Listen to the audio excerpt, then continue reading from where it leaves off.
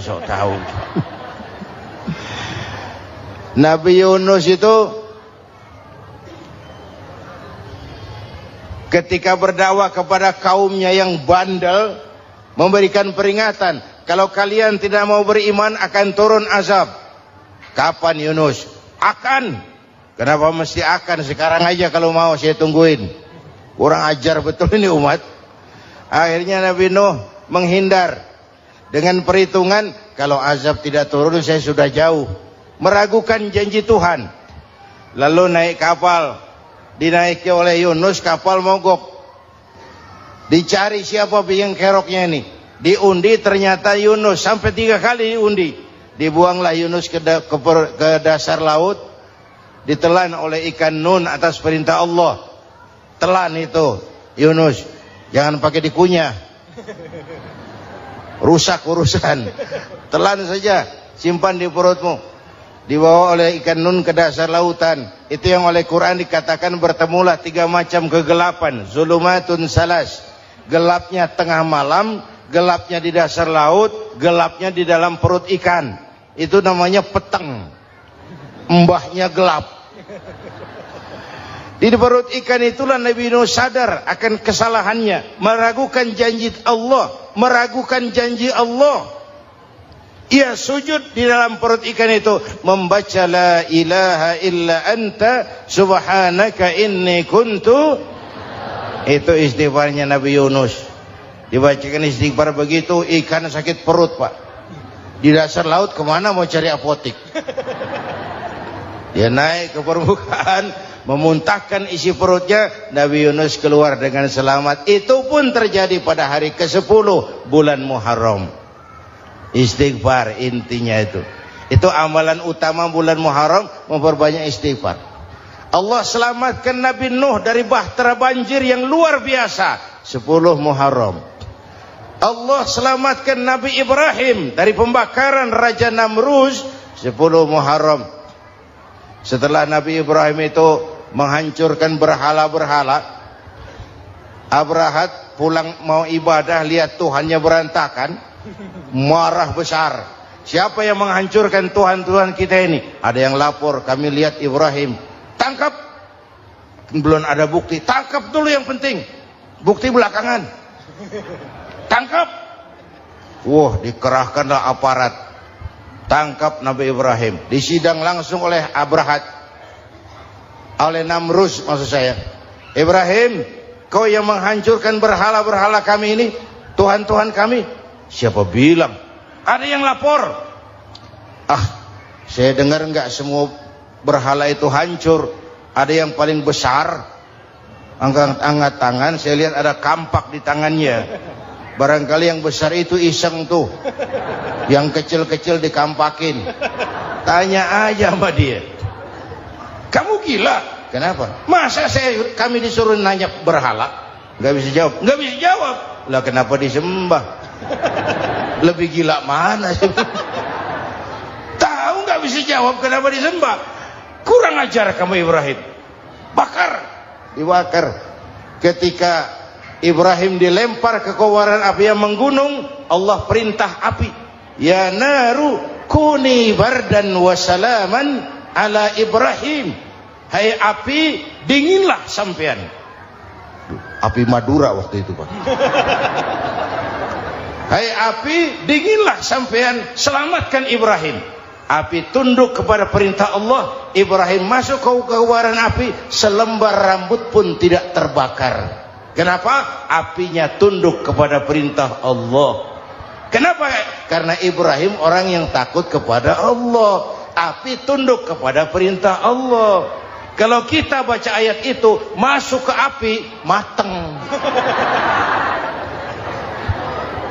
Sudah hadirin yang saya muliakan, oleh karena itu selamatnya Ibrahim dari pembakaran Raja Namrus itu pun pada 10 Muharram, Yaumul Asyura, hari ke-10 dari bulan Muharram. Imedia.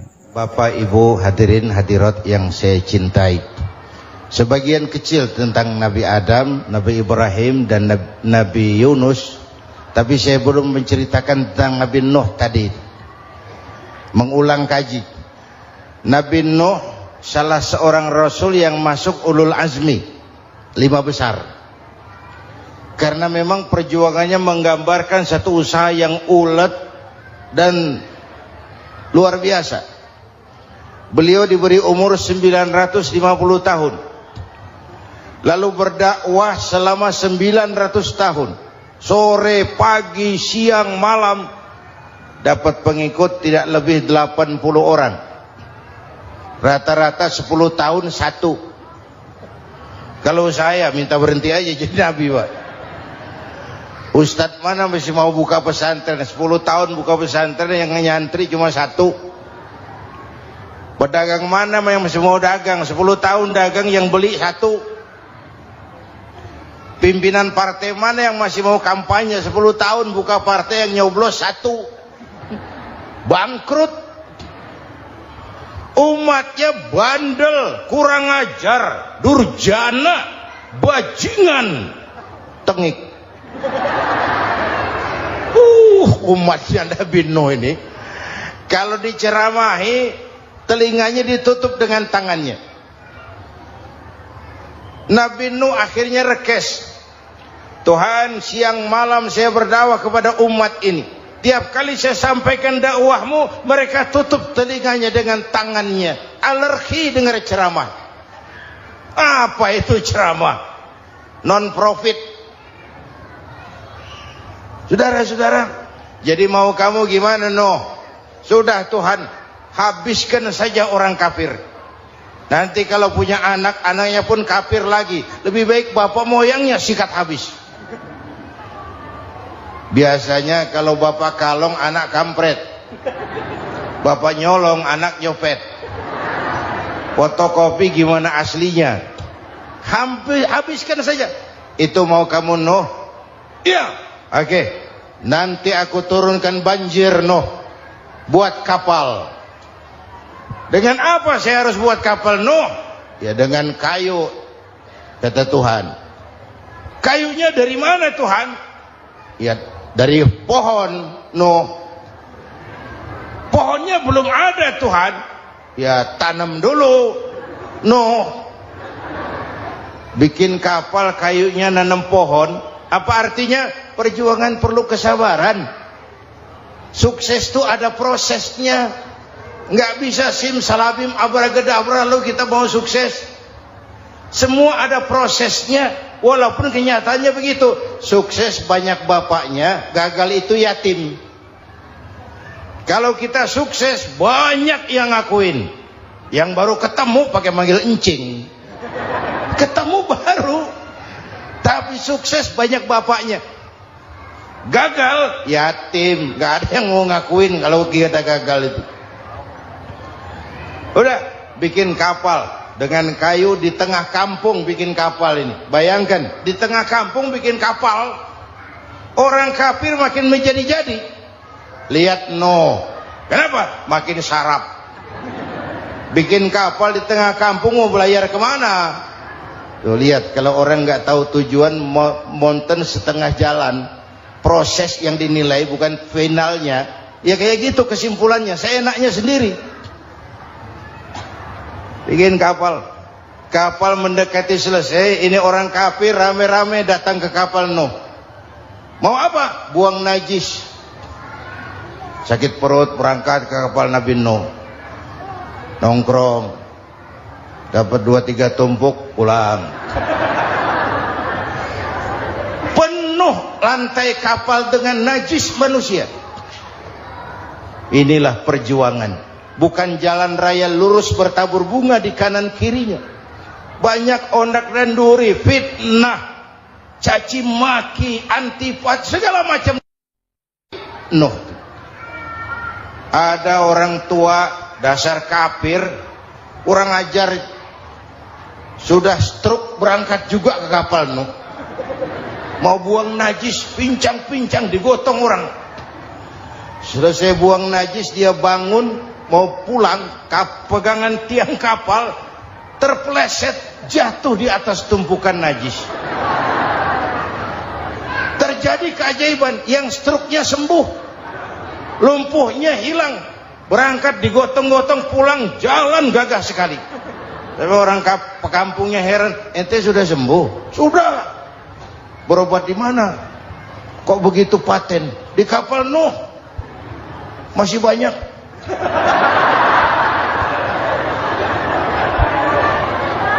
Yang berasa perlu obat bawa rantang. Ambil bersih lagi geladak kapal itu.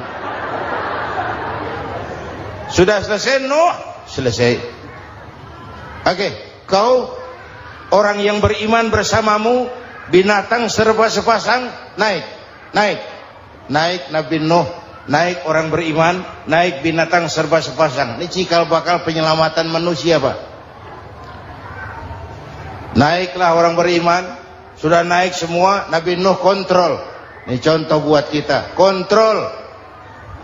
Sudah naik semua teman-teman, sudah.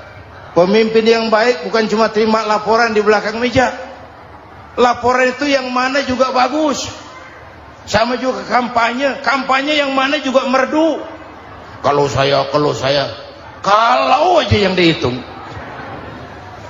Pernah ada calon bupati kampanye janji, kalau saya berhasil kita akan banyak bangun jembatan di daerah kita. Rakyat tanya, Pak, nggak ada sungai di kampung kita, Pak. Dia bilang, sungainya kita bangun sekalian.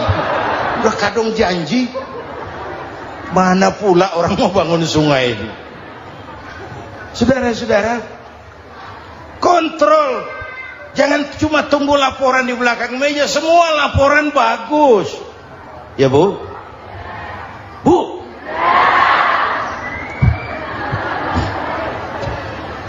Nabi Nuh kontrol. Sudah naik semua? Sudah Nuh. Pulan bin Pulan naik Nuh. Paimin bin Tukijo naik. Kami lihat naik. Ada orang Jawa juga kayaknya. Ada. Sudah kontrol. Kanan anak saya ikut nggak naik kapal? Kami tidak lihat itu Nuh. Kanan. Ini potret. Bapaknya aktif ke masjid, ibunya rajin ke majelis taklim, anaknya keleleran kemana-mana. Bukan di sini, di Prancis. Udah di sini insya Allah sama.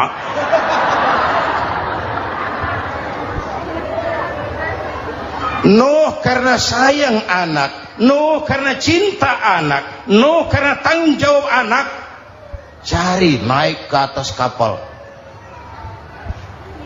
Lihat Kan'an, anak saya, nggak lihat Nuh. Turun ke ruang bawah, periksa lagi. Mang, ayah Kan'an di dia. Jamaah Tasik ini rupanya di dalam. Tuh ayah Mang. Ayah kemana ya budak ini? Turun ke bawah, tanya lagi, ono Kan'an to? Ora nano raketok. Rombongan Jawa Tengah naik ke atas buritan. Dari buritan kelihatan ternyata Kan'an tidak ikut naik kapal, kumpul di darat bersama orang kafir. Ini potret kita sekarang. Kumpul sama orang kafir, hanyut anak-anak kita, ditelan budayanya orang kafir, ditelan tradisinya orang kafir, ditelan pergaulannya orang kafir. Nuh karena sayang anak dari atas manggil. Dalam Quran dijelaskan itu. Karena Nabi Nuh di atas, Kan'an di bawah, teriak, ya bunayyar kam ma'ana. Begitu dalam Quran ayatnya. Cuma ini pakai gaya memanggil supaya kelihatan kegambar, kira-kira Nuh manggilnya begitu.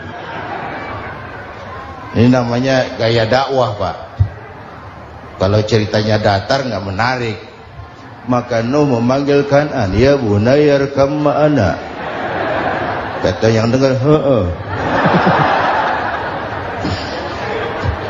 Ini gaya orang manggil, ya bunayyar kam ma'ana.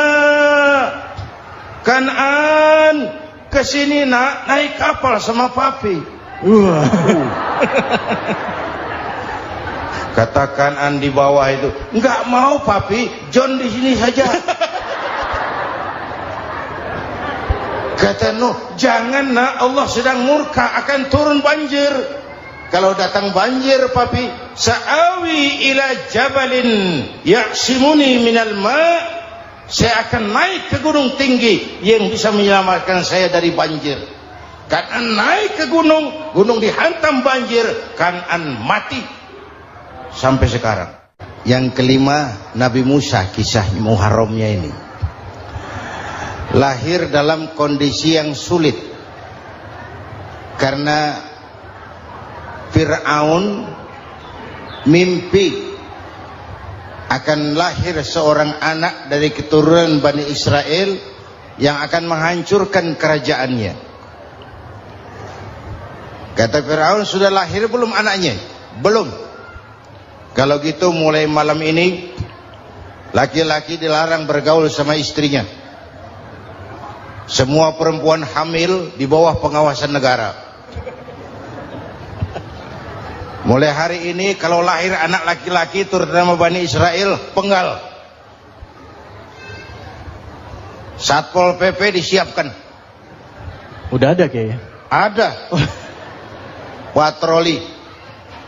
Bayangkan, Fir'aun itu bikin undang-undang seenaknya sendiri. Apalagi merasa kekuasaannya dalam ancaman. Penguasa manapun kalau merasa dalam ancaman, panik. Padahal kekuasaan itu kayak harimau, makin lama ditaiki makin sulit turun. Kenapa? Karena macannya makin lapar. Naik terus capek, turun dimakan harimau, serba sulit. Saudara-saudara, kalau kita mau belajar dari Pak Harto, saya melihat kekurangan Pak Harto cuma satu, terlambat berhenti.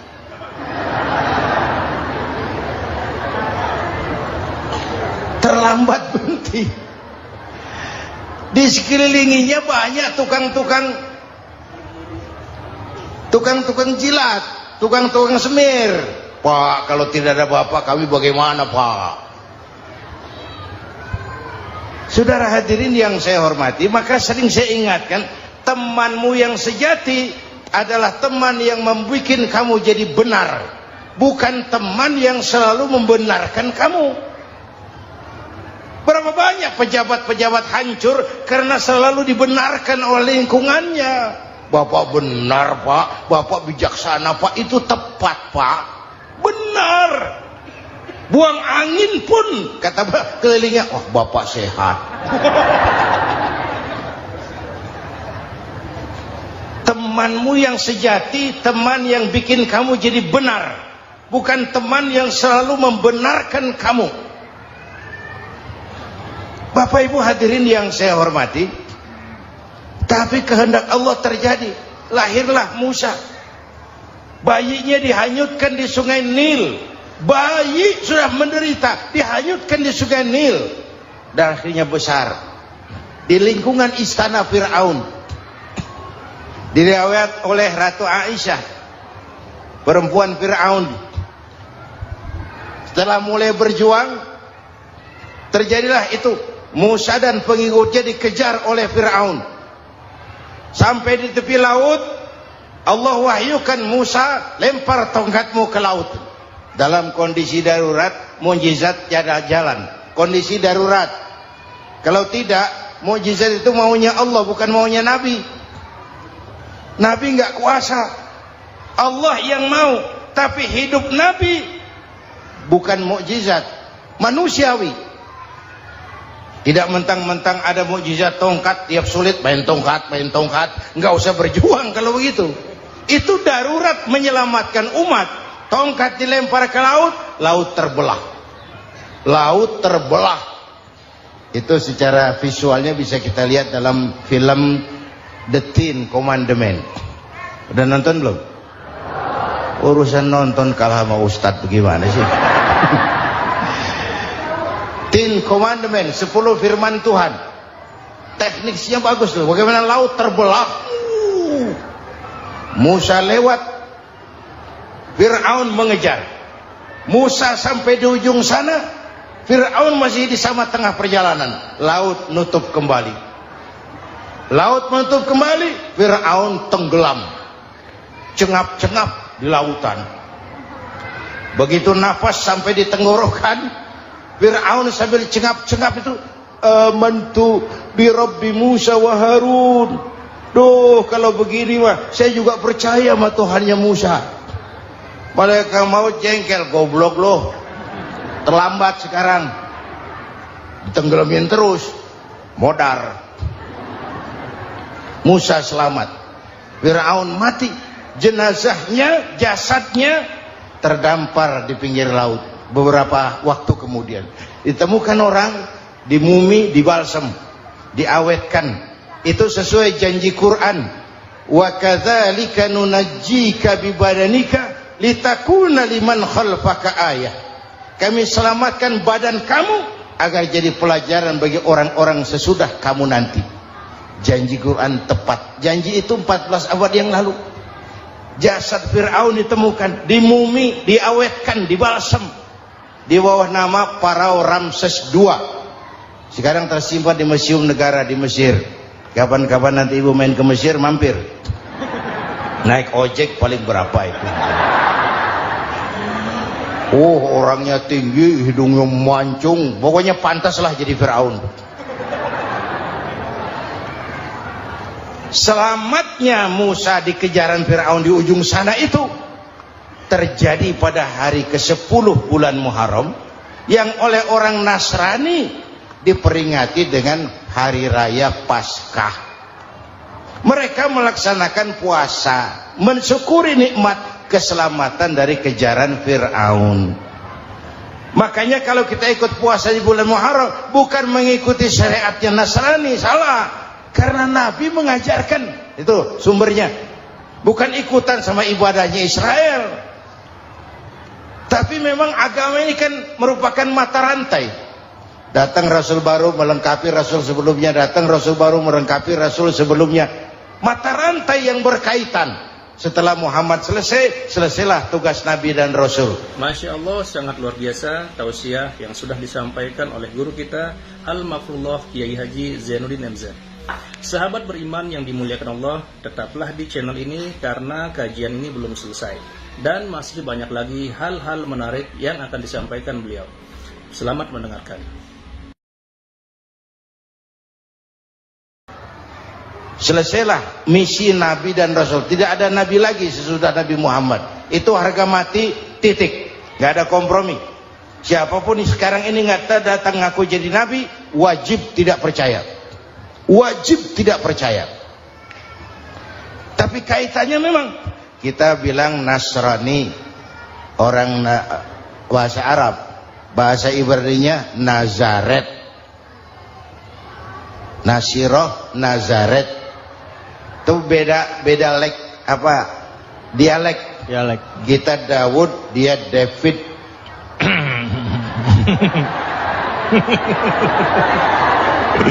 Ibrani. Kita Ali, dia Alek.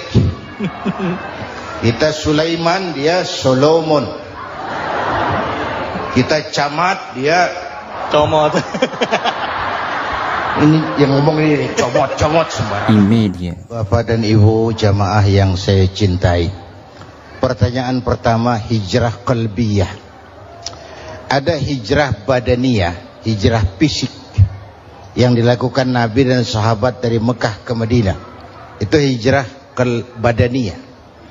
Ada hijrah qalbiyah, hijrah hati. Dan ini yang kita perlukan sekarang. Karena refleksinya akan membias kepada alur kehidupan. Kalau hati kita mau berhijrah, fisik akan ngikuti. Hijrah dari tempat, dari malas ibadah menjadi rajin ibadah. Hijrah dari maksiat kepada yang ma'ruf. Dari berpecah belah menjadi bersatu. Hijrah seperti itu yang sangat kita perlukan. Apalagi masyarakat ini paternalistik. Kita harus hijrah mental sekarang ini. Maka yang disampaikan tadi benar. Seorang ketua MK siap mengundurkan diri kalau terbukti anak buahnya terlibat suap. Itu walaupun siap, tapi sudah angin segar buat rakyat. Bahwa masih ada banyak insya Allah pejabat kita yang punya harga diri. Walaupun ada juga pejabat kita yang muka tembok, kulit badak, kuping kebo. Muka tembok, kulit badak, kuping kebo. Biasanya kalau kereta api tabrakan di negara-negara maju, Menteri Perhubungannya mundur. Di kita petugas palang pintu dipecat. Jauh sekali menteri sama petugas palang pintu. Yang benar-benar diadili yang krocok-krocok, kopral-kopral gitu. Padahal hadisnya jelas, ar-rashi wal murtashi finnar. Yang nyuap dan yang nerima suap dua-duanya neraka. Kasus potret belakangan ini, yang nerima suap, yang diuber, yang nyuap aman, yang nyuap aman, yang korupsi pajak dikecil-kecilin, yang ngemplang pajak aman. Padahal ngemplang pajaknya triliunan, padahal dia sudah dikasih fasilitas oleh negara mengelola sumber daya alam negara yang artinya milik rakyat. Dia harus bayar pajak, uang pajaknya dikumpulkan bagi sebesar-besar kemakmuran rakyat. Itu tindakan merugikan rakyat. Karena itu betul, saya setuju, hijrah qalbi yang perlu kita lakukan sekarang. Hijrah hati. Kita ini bangsa Indonesia, seperti timnas. Timnas sekarang anak-anak muda sudah berani pakai baju PSSI. Iya. Kenapa? Menang. Coba kalau kalah terus, nanti menang. Tapi bangsa Indonesia itu memang seperti timnas, namanya kesebelasan. 11 orang. Walaupun ada pemain bintang, ya ada presiden, gubernur, menteri, itu bintang-bintang. Tapi bintang baru ada artinya kalau dibantu 10 pemain yang lain. Cristiano Ronaldo, siapa itu? Penyerang tengah Real Madrid, bintang. Lionel Messi, siapa lagi? Barcelona, bercelana.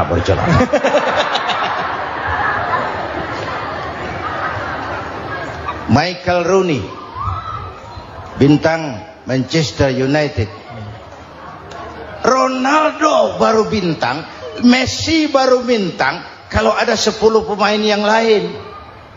Bagaimanapun hebatnya Cristiano Ronaldo, kalau sendirian lawan satu kesebelasan, babak belur.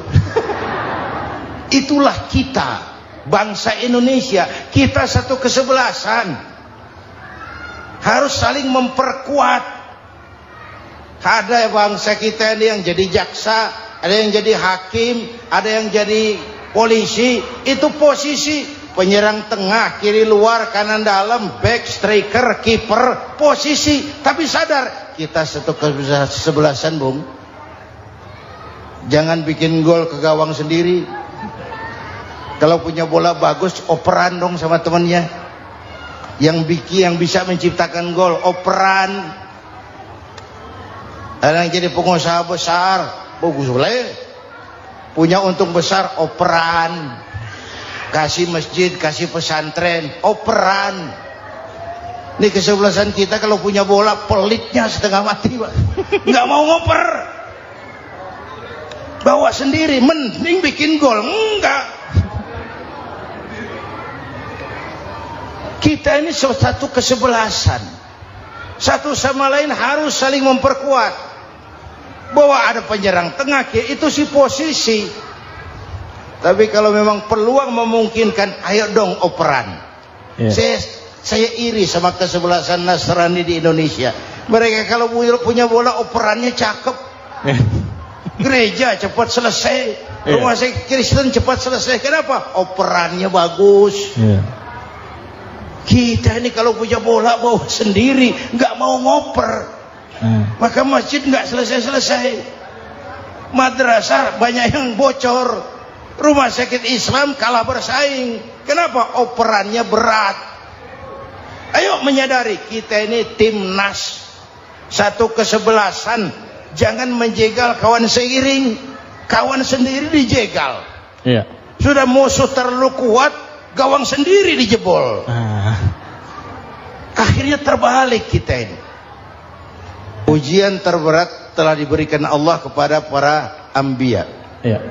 Kemudian para aulia, kemudian para ulama. Summal amsal fal amsal, ke bawah dan ke bawah, diuji setiap orang menurut kekuatannya berpegang kepada agama. Iya. Kalau karena anak Melayu bilang, kalau takut dengan ombak, jangan berumah di tepi pantai. Iya. Kalau takut diterjang ombak, jangan berumah di tepi pantai.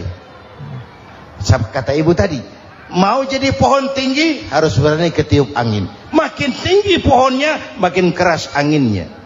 Takut angin, jangan jadi pohon tinggi, jadilah rumput.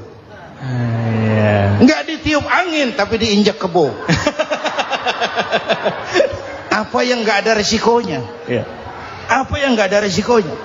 Semua nabi ada yang dihantam kekuasaan yang arogansi. Ibrahim berhadapan dengan Abrahat, Namrud. Musa berhadapan dengan Fir'aun. Ada yang diuji dengan berhadapan umat yang sangat kurang ajar. Ada yang diuji dengan gosip yang dahsyat. Nabi Yusuf digosipi sama Zulaikha itu. Nabi Yusuf Nabi Yusuf.